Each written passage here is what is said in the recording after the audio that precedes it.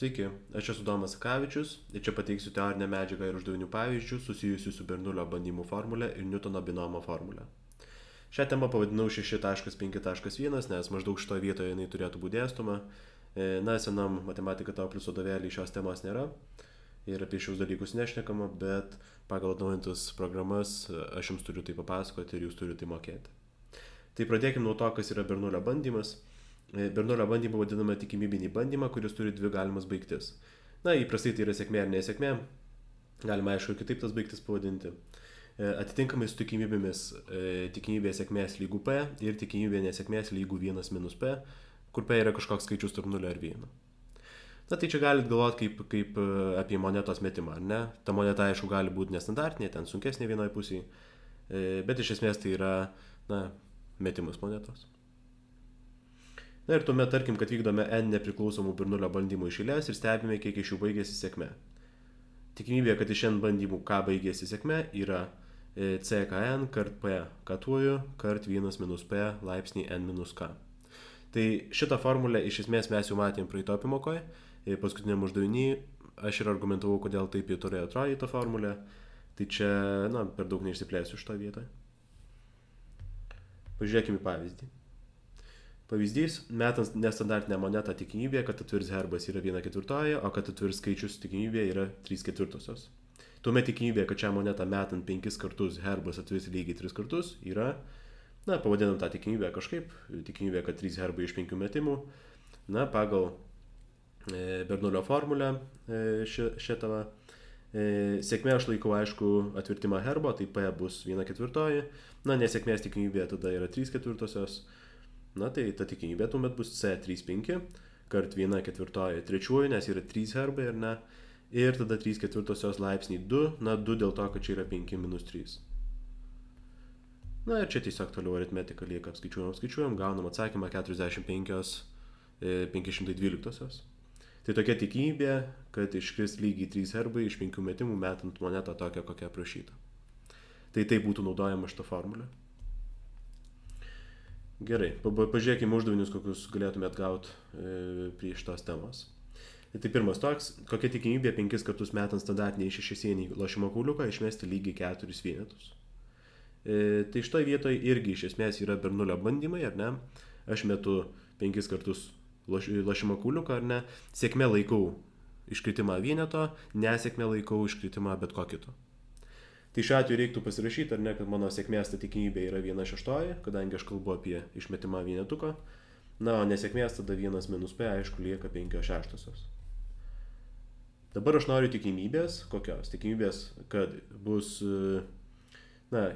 4 vienetai, 4 kartai po vieną akutę, ar ne, ir dar kažkas. Reiškia, aš noriu 4 sėkmių ir 1 nesėkmės. Tai šiuo atveju 4 vienetai iš 5 metimų.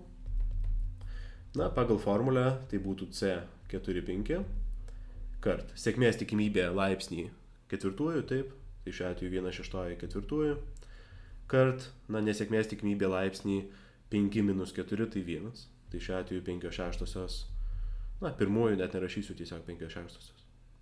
Tai tokia būtų tikimybė, kad metant 5 kartus lošimo kauliuką išmesim lygiai 4 vienetus. Tai šitą aišku galima apsiskaičiuoti toliau.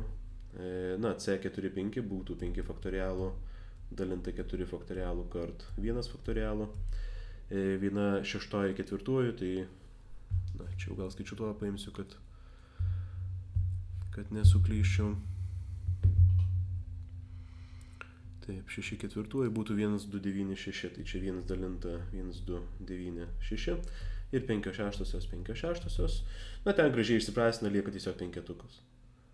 Tai aš matau, kad mano viršui bus 5 kart 5, tai yra 25, apačioj bus 1296 kart 6, arba kitaip sakant 6 penktųjų, 7, 7, 7, 6.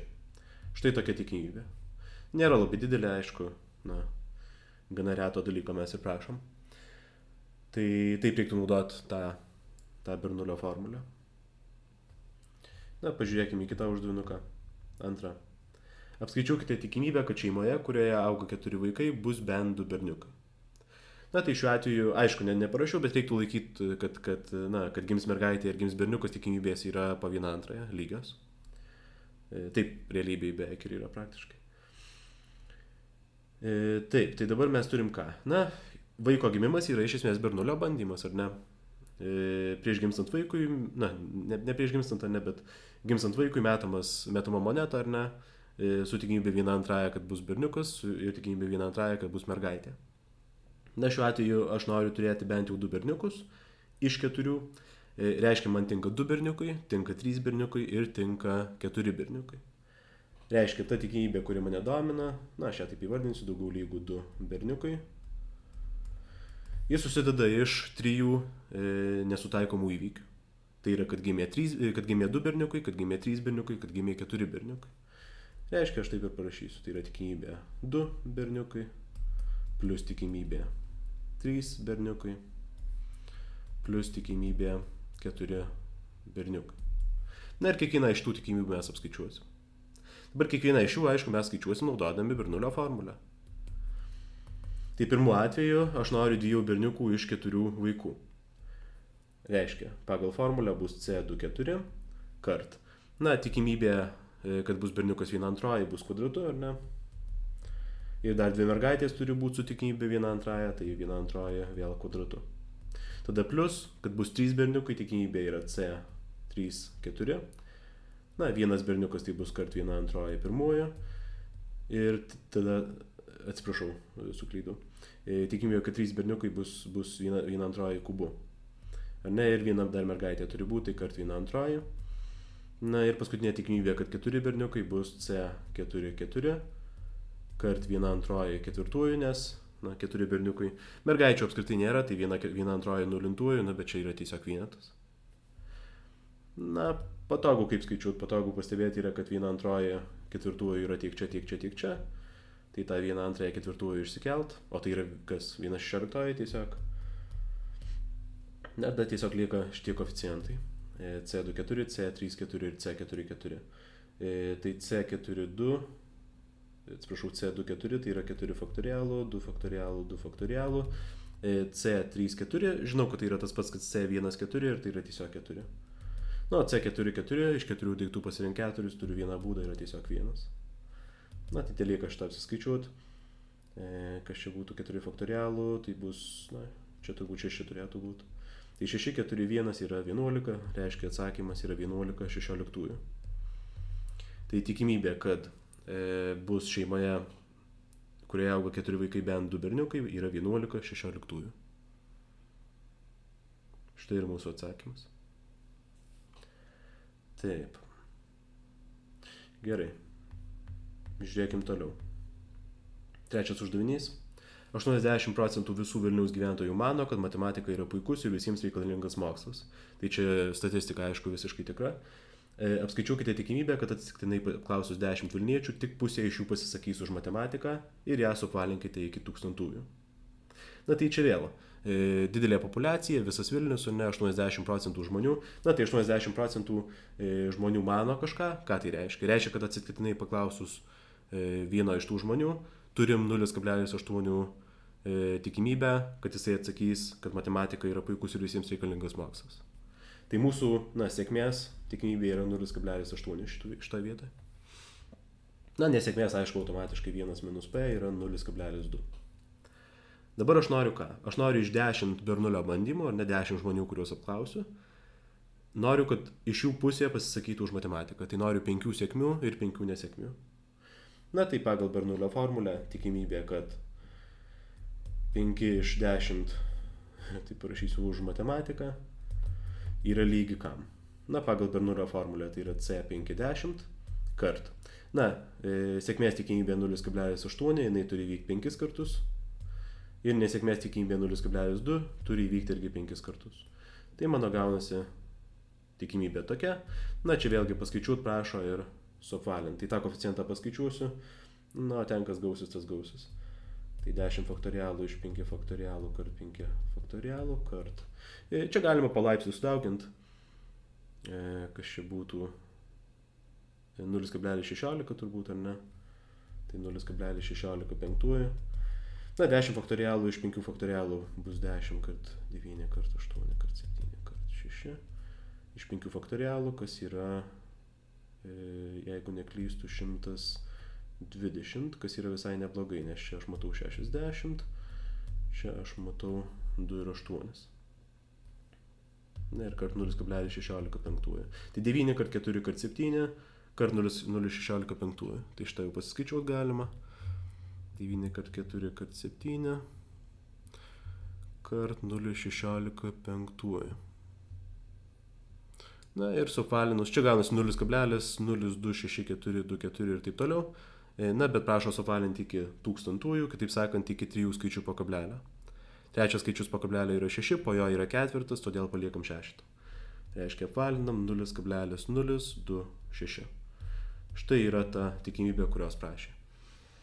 Na, aišku, jeigu 80% žmonių mano, kad matematika yra gerai, tai 10 apklausius, kad 5 atsakys, kad matematika gerai, šansas gana mažas.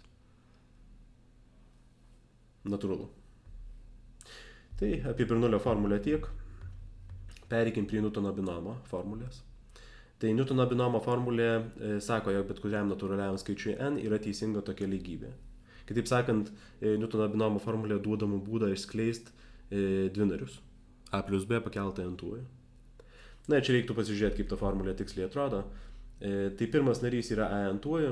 Na, aš čia praleidau, bet iš esmės šitą narį galima rašyti kaip c0n kart a n-tųjų kart b 0-tųjų, kad būtų aiškiau. Sekantis narys, kas įvyksta? Tas skaičiukas, koks ten buvo, padidėja iki vieneto. Na ir taip toliau, +1, +1, kol prieinam vėl prie n-1 ir iki n.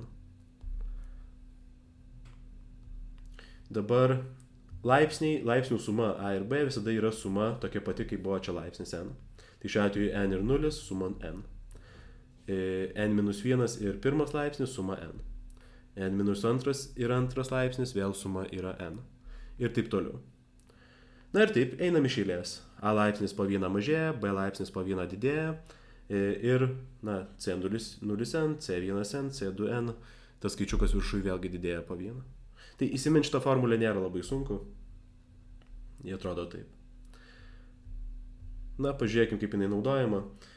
Tai pavyzdys a plus b pakelta ketvirtuoju. Na, tai pagal formulę išrašius viską gražiai, kaip tai atrodo. Na, a ketvirtuoju yra, tada yra C1,4. A laipsnis 1 sumažėja, B laipsnis padidėja 1, tai 3 ir 1. Na, tada vėlgi C2,4. A sumažėja laipsnis 1, tai 2. B padidėja 1, tai 2. Na ir taip toliau. Ar ne? Ir gaunam atsakymą galų gale, kad tai yra a ketvirtuoju plus 4a kubų b plus 6a kvadratu b kvadratu plus 4ab kubų ir plus b ketvirtuoju. Na, pažiūrėkime kiek paprastesnį galbūt atvejį, iki keliam kubų, 3x plus 2 kubų. Na, tai tokią formulę jūs aišku ir lape turit, bet čia galima ir Newtono binomo formulę pritaikyti. Jie čia puikiai veikia. Tai šiuo atveju tik aišku reiktų nepamiršti, kad jūsų a yra 3x, ar ne, o jūsų b yra 2. Tai jeigu keliat a kažkokiu laipsniu, tai keliat visą 3x apskliaudę. Na, tai taip ir išrašoma, ne, 3x kubu, pats pirmas narys, ar ne, kadangi čia buvo kubas. Na ir taip toliau, c1, 3, laipsnis 1 sumažėja kvadratas, ar ne, atsiranda, dvietuko laipsnis vienetukas tampa. Na ir taip toliau. Viską gražiai užsirašius, gaunam paskui atsakymą, kad tai yra 27x kubu plus 54x kvadratu plus 36x plus 8. Tai čia labai detaliai neskaičiau, mes turėsim uždavinį tokį, tai tiesiog, kad būtų pavyzdys, kad matytumėt, kaip tai atrodo. Na ir dėl šitos būtent formulės CKN tie skaičiai yra dažnai vadinami binominiais koeficientais. Tai aš taip irgi įpratęs jūs vadinti, tai nepasimeskite, aš kalbu apie būtent šitus skaičius. Na ir mes įrodykime vieną jų svarbę savybę, kad CKN yra lygų CKN-1 plus K-1, tai yra, atsiprašau, plus CK-1 N-1. Šis savybė svarbi, nes įleidžia sukonstruoti tokį vadinamą Paskalio trikampį, kuriame labai gražiai matosi šie binominiai koeficientai. Tai aš tą ir pabandysiu parodyti. Tai pirmiausia, kaip įrodyti šitą formulę, tai galima tiesiog paprasčiausiai išsirašyti, kas tai yra. Ar ne? Na, jeigu aš pažiūrėsiu į CK-N-1 plus CK-1N-1, formulės aš turiu per šitus faktorialus. Tai pirmas tas binominis koeficientas būtų N-1 faktorialų dalinta k faktorialų. Na ir tada eina n-1 minus k faktorialų, tai aš parašysiu kaip n-k-1 faktorialų. Antras binominis koeficientas visiškai taip pačiai bus n-1 faktorialų, dalinta tik tiek, kad čia yra k-1 faktorialų. Nu, tada yra n-1 ir tada atimam k-1. Tai tie vienetukai susiprastina, lieka tiesiog n-k faktorialų. Na ir čia tiesiog žaidimas.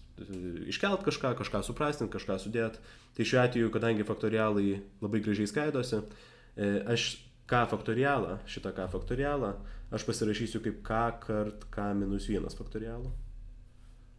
O šitą n-k faktorialą aš pasirašysiu kaip n-k kart n-k-1 faktorialų. Galite įsitikinti, kad tai yra tas pats pagal apibrėžimą faktorialą. Bet dabar yra gerai kas. Aš galiu iš abiejų šitų narių išsikelti n-1 faktorialų. Iš abiejų šitų narių galiu išsikelti k-1 faktorialų apačioje.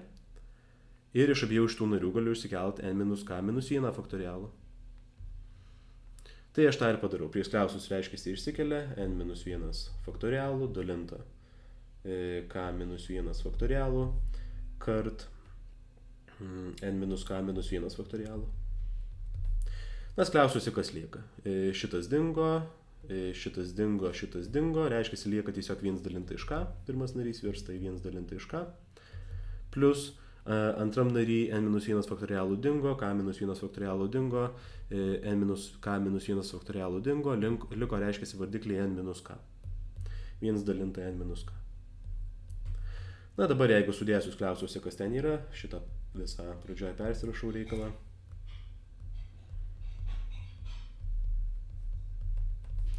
Tai čia su bendravardiklinus gaunasi, skliausių net nebereikia, gaunasi apačioje k kart n-k, nu, viršui bus n-k plus k, kitaip sakant n. Na ir dabar vėl pasinaudojus faktorialo apibrėžimu, n-1 faktorialų kart n yra nekas kita kaip n faktorialų, k-1 faktorialų kart k yra nekas kita kaip k faktorialų ir n-k-1 kart n-k, n-k-1 faktorialų kart n-k yra nekas kita kaip n-k faktorialų. Bet jeigu prisiminsit formulę ckn, tai čia yra nekas kita kaip ckn. Štai mes ir įrodėm, kad ck n-1 plus ck-1 n-1 yra lygų ckn. Tai tas galioja visiems tokiem binominiam koeficientam. Na, dabar pasinaudoju šitų mes galim sukonstruoti vadinamą Paskalio trikampį, kuriam išsidėsto visi binominiai koeficientai. Čia pačioje nepasilikau vietos, tai teks pratrinti čia.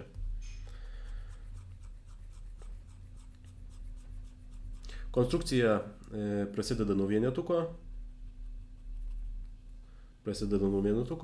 Na ir einant žemyn mes tiesiog sudedam du virš esančius narius ir parašom sumą.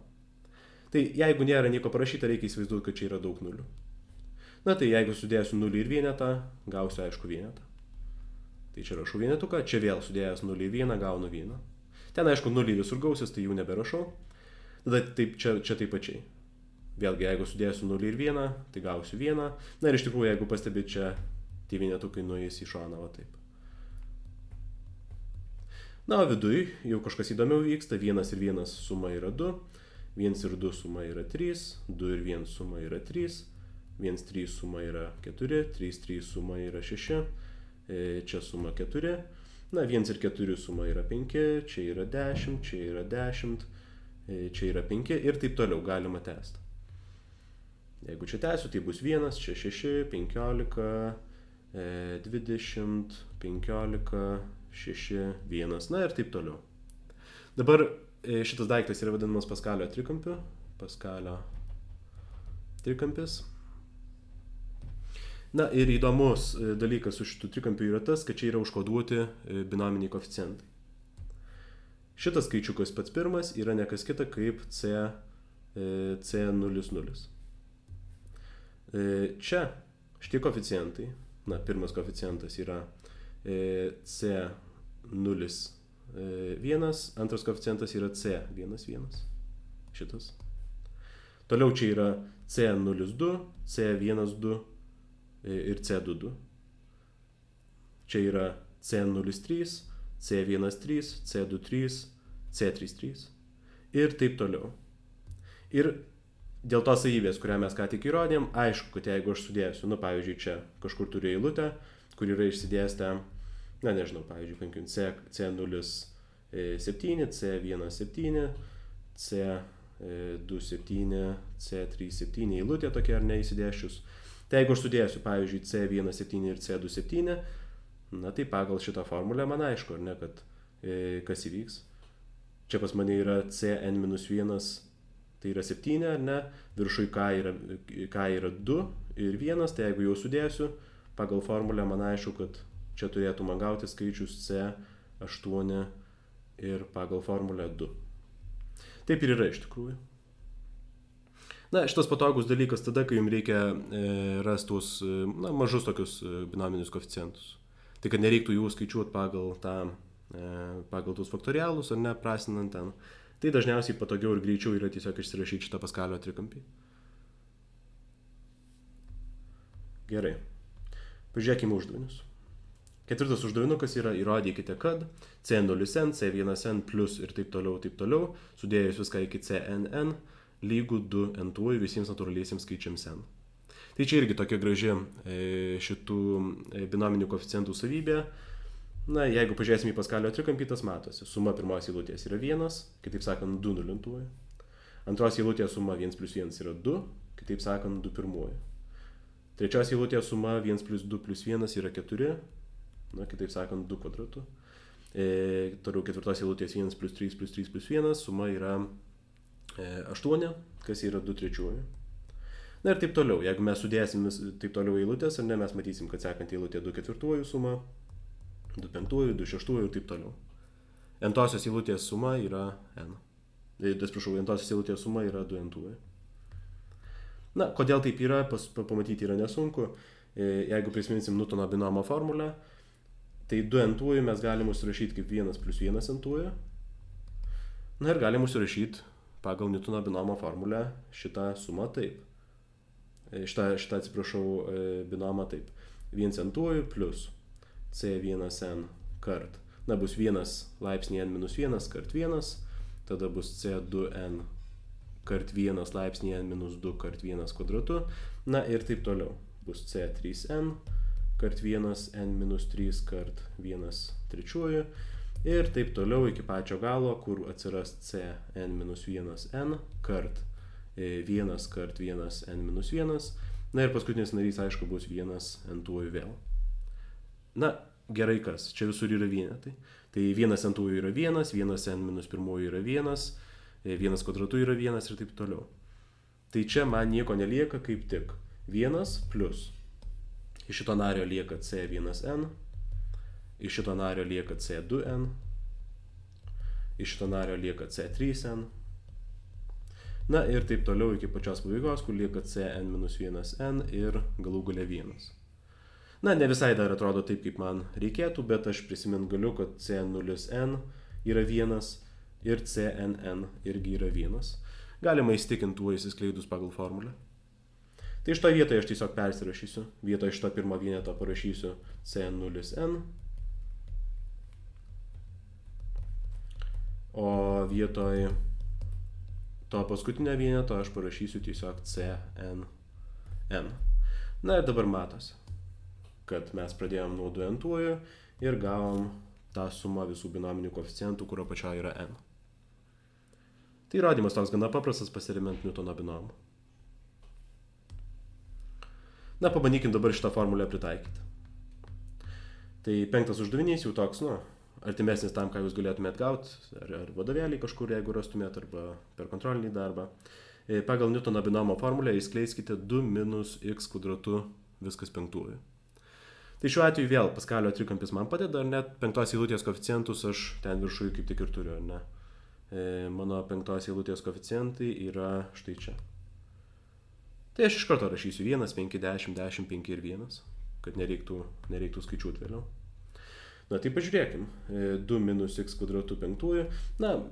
Tas minusiukas dar čia atsirado tokia problema, ar ne, bet aš iš esmės galiu žiūrėti kaip į 2 plus ir minus x kvadratu viskas 5. Tai tas mano b narys yra minus x kvadratu tiesiog. Tai pagal Newtono binomo formulę aš matau, kad tai bus 2/5. Tai tas pirmas koeficientas, ar ne, va čia ir atsiranda tas vienetukas iš to Paskalio trikampio. Aišku, šio nerašysiu, nesvarbu. Tada eis antras koeficientas eilutės, tai bus 5. Bus 5 kart. Dvejetuko laipsnis 1 sumažėja, tai bus 2/4. Ir padidėja minus x kvadrato laipsnis 1, tai atsiranda minus x kvadratu. Tada sekantis koeficientas Paskalio trikampį yra 10, tos eilutės, kur man reikia, tai čia 10. Ir vėl dvejetuko laipsnis 1 sumažėja, tampa 2/3, minus x kvadrato laipsnis 1 padidėja, tai tampa minus x kvadratu.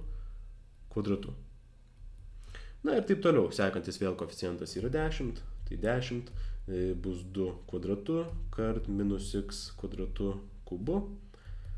Tada sekantis koeficientas 5, tai 5 kart, 2 pirmuoju jau bus, tai tiesiog 2 kart minus x kvadratu ketvirtuoju.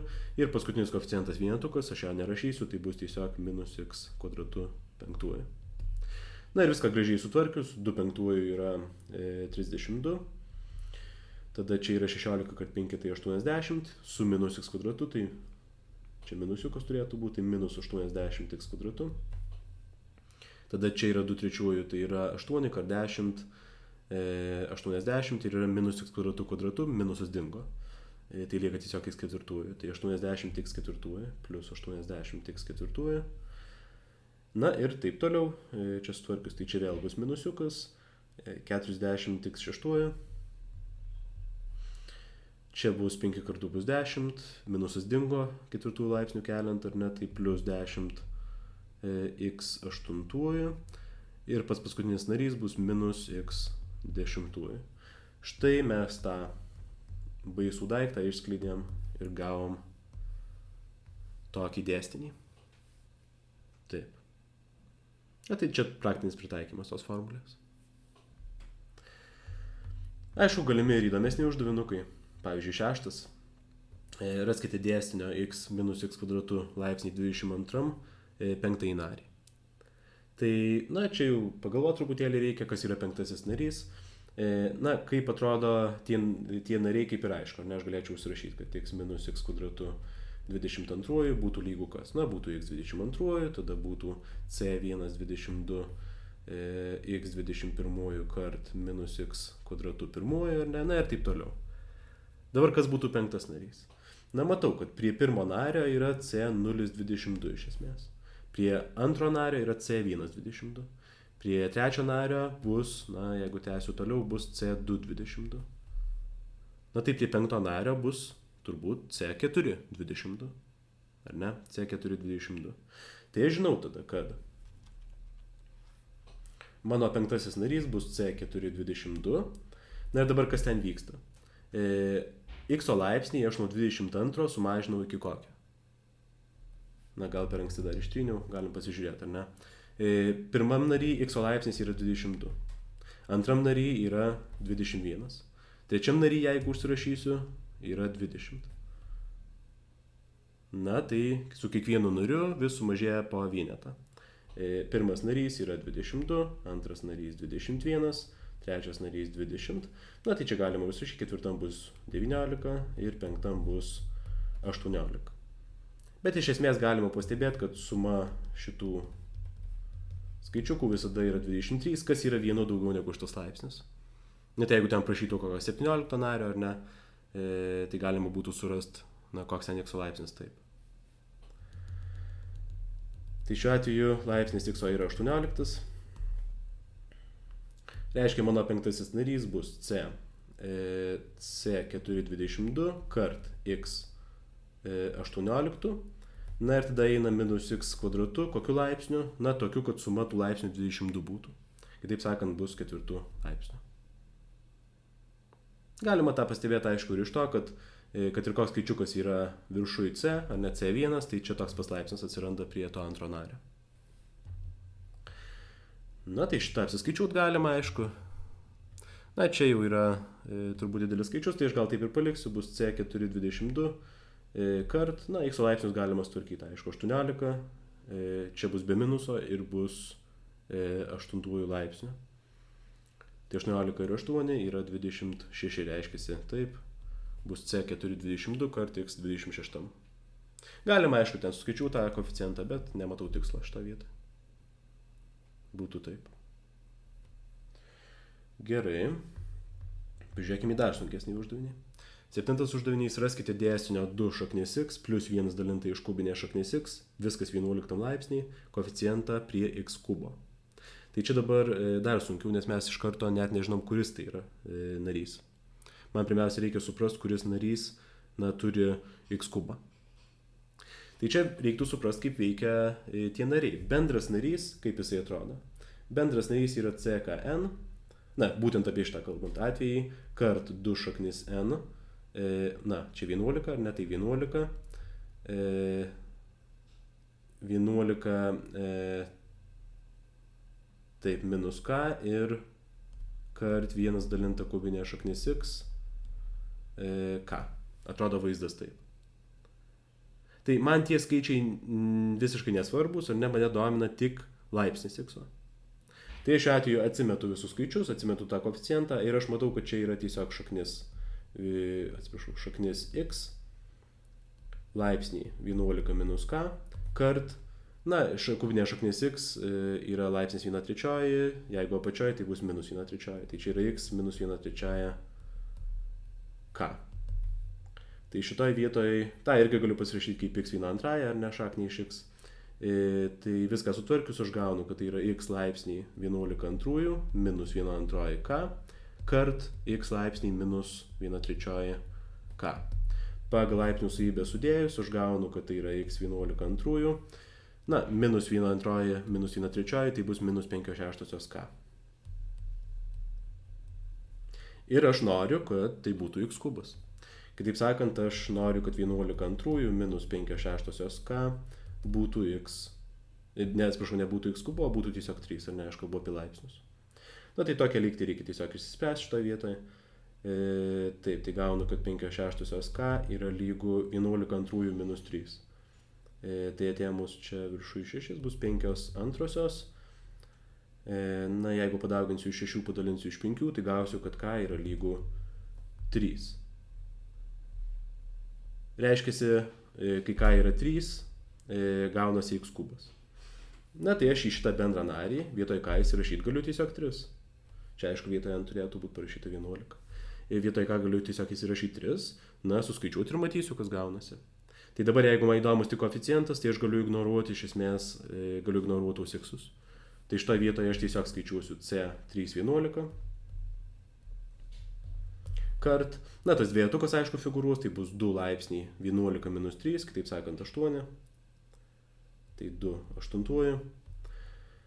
Ten skaičiaus apskritai jokio nėra, tai tas man jokio skaičiaus neduoda, reiškiasi koeficientas prie x kubo bus štai toks. Įdomumo dėlei, aišku, galima pasiskaičiuoti, bet tikslo irgi nelabai yra. Tai šiam kartu tiek. Ačiū už dėmesį.